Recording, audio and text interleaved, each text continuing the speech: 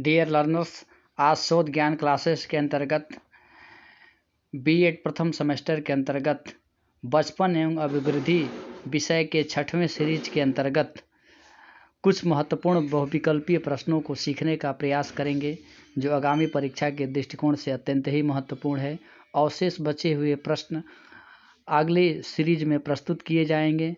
चूँकि समय का अभाव है, इसलिए यहाँ पे चारों विकल्प को न पढ़ के केवल एक ही विकल्प को पढ़ा जा रहा है। यदि हमारे चैनल को अभी तक लाइक, शेयर और सब्सक्राइब नहीं किए हैं तो चैनल को लाइक, शेयर और सब्सक्राइब जरूर करें, ताकि परीक्षा से संबंधित आपको अपडेट प्राप्त होते रहें।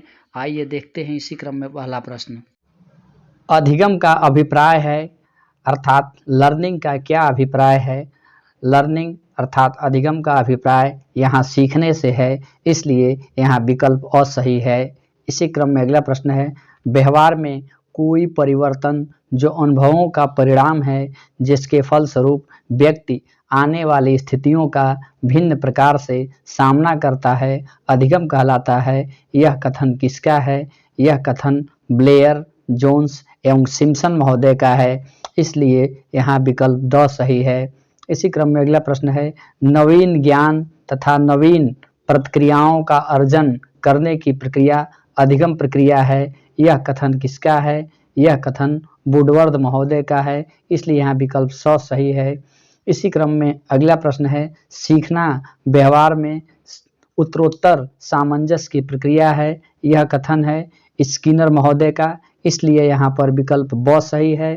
इसी क्रम में अगला प्रश्न है, अधिगम एक क्रिया है जिसकी विशेषता है, दिए गए विकल्प के अनुसार अधिगम की विशेषता सार्वभौमिकता एवं निरंतरता है, इसलिए यहाँ पर विकल्प स सही है। इसी क्रम में अगला प्रश्न है, अधिगम की प्रयास एवं त्रुटि विधि का प्रतिपादन किसने किया? अधिगम की प्रयास एवं त्रुटि अर्थात ट्रायल एंड एरर मेथड का प्रतिपादन थॉर्नडाइक महोदय ने किया, इसलिए यहाँ पर विकल्प अ सही है। इसी क्रम में अगला प्रश्न है, अधिगम एक सार्वभौमिक प्रक्रिया है। यह है अधिगम सभी प्राणियों में पाई जाती है, इसीलिए अधिगम को सार्वभौमिक प्रक्रिया कहा गया है। यहाँ पर विकल्प द सही है। इसी क्रम में अगला प्रश्न है, सीखना वह प्रक्रिया है जिसमें किसी नई क्रिया का जन्म होता है अथवा सामने आई हुई परिस्थितियों के अनुकूल उसमें उचित परिवर्तन किया जाता है। यह कथन किसका है? यह कथन AR हिलगार्ड महोदय का है, इसलिए यहाँ पर विकल्प ब सही है। इसी क्रम में अगला प्रश्न है, सीखने के कौन कौन से प्रकार हैं? यहाँ पर सीखने के 3 प्रकार हैं, गामक, निर्देशात्मक, ज्ञानात्मक, इसलिए यहाँ पर विकल्प द सही है। इसी क्रम में अगला प्रश्न है, व्यवहार के कारण व्यवहार में परिवर्तन ही सीखना है। यह कथन किसका है? व्यवहार के कारण व्यवहार में परिवर्तन ही सीखना है, यह कथन गिलफोर्ड महोदय का है, इसलिए यहाँ पर विकल्प अ सही है। इसी क्रम में अगला प्रश्न है, सीखने में वक्र में सीखने में उन्नति होना किस रूप में प्रदर्शित की जाती है? सीधी रेखा में प्रदर्शित की जाती है, इसलिए यहाँ पर विकल्प ब सही है। इसी क्रम में अगला प्रश्न है, साहचर्यात्मक अधिगम उसे कहते हैं जब पुराने अनुभव के द्वारा कुछ सीखा जाता है, इसलिए यहाँ पर विकल्प स सही है। इसी क्रम में अगला प्रश्न है, कौन कारक अधिगम को प्रभावित करता है? अधिगम को प्रभावित करने वाले कारकों में प्रेरणा भी है, वातावरण भी है, संवेगात्मक दशा भी है, इसलिए यहाँ पर विकल्प द अर्थात उपयुक्त सभी होगा। इसी क्रम में अगला प्रश्न है, सीखने के कौन कौन से नियम हैं? यहाँ पर सीखने के नियमों में आत्मीकरण का सिद्धांत, बहुप्रतिक्रिया का सिद्धांत, आंशिक क्रिया का नियम, उपयुक्त सभी, यहाँ पर विकल्प द अर्थात उपयुक्त सभी होगा। इसी क्रम में अगला प्रश्न है, अधिगम की क्रिया का सर्वाधिक प्रभावी कारक कौन है? अधिगम की प्रक्रिया का सर्वाधिक प्रभावी कारक उद्देश्य की प्रबलता है, इसलिए यहाँ पर विकल्प स सही है। इसी क्रम में अगला प्रश्न है, कला एवं भाषा की विषय वस्तु को शीघ्रतापूर्वक समझ लेता है। कला एवं भाषा की विषय वस्तु को शीघ्रतापूर्वक बालक समझ लेता है। यहाँ पर विकल्प द सही है। इसी क्रम में अगला प्रश्न है, स्मृति में सीखी हुई वस्तु का सीधा उपयोग है, यह कथन किसका मानना है? यह कथन वुडवर्थ महोदय का है।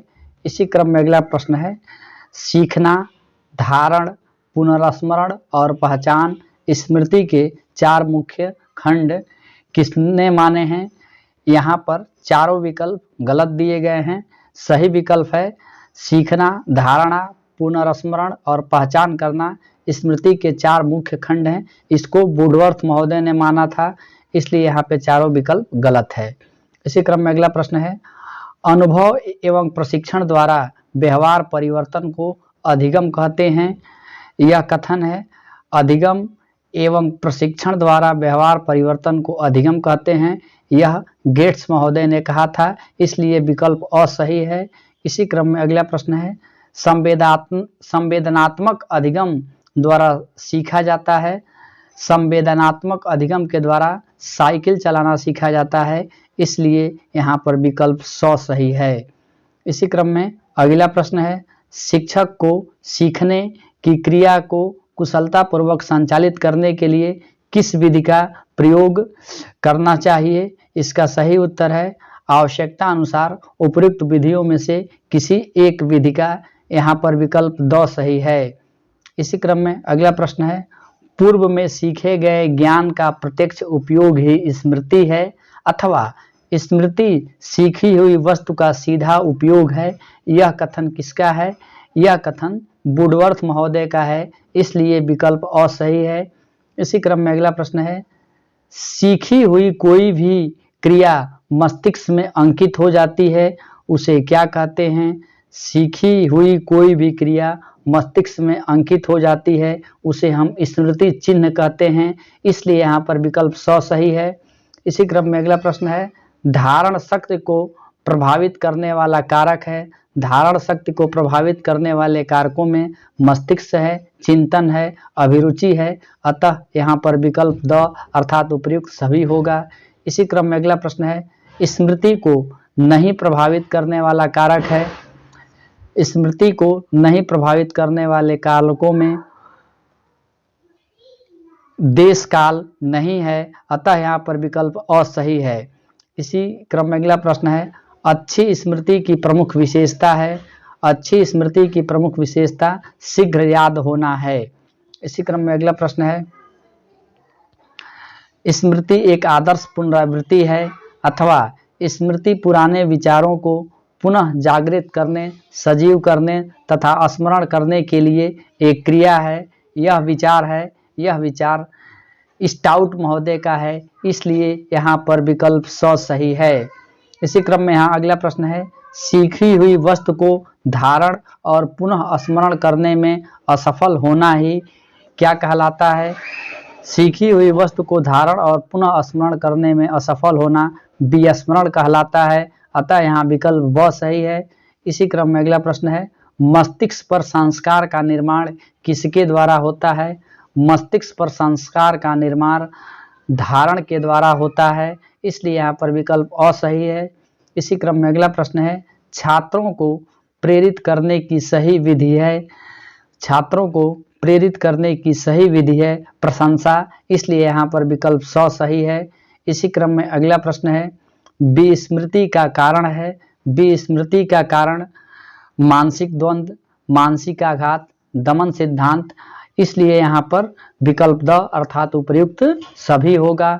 इसी क्रम में अगला प्रश्न है, धारणा वह शक्ति है जिसमें सीखी हुई बातें पुनः सक्रिय होने तक निष्क्रिय पड़ी रहती हैं। यह विचार वुडवर्थ महोदय का है, इसलिए यहाँ पर विकल्प असही है। इसी क्रम में अगला प्रश्न है, सीखी हुई बात को धारण या पुनः स्मरण करने की असफलता विस्मरण है। यह कथन मन महोदय का है, इसलिए यहाँ पर विकल्प असही है। इसी क्रम में अगला प्रश्न है, वास्तविक स्मृति में याद किया जाता है। वास्तविक स्मृति में क्रमबद्धता को याद किया जाता है, इसलिए यहाँ पर विकल्प द सही है। इसी क्रम में अगला प्रश्न है, अधिगम में अभ्यास के नियम का आशय है।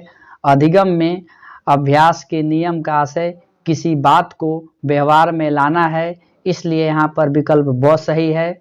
इसी क्रम में अगला प्रश्न है, जब एक विषय का ज्ञान दूसरे विषयों को सीखने में सहायक होता है तो उसे क्या कहा जाता है?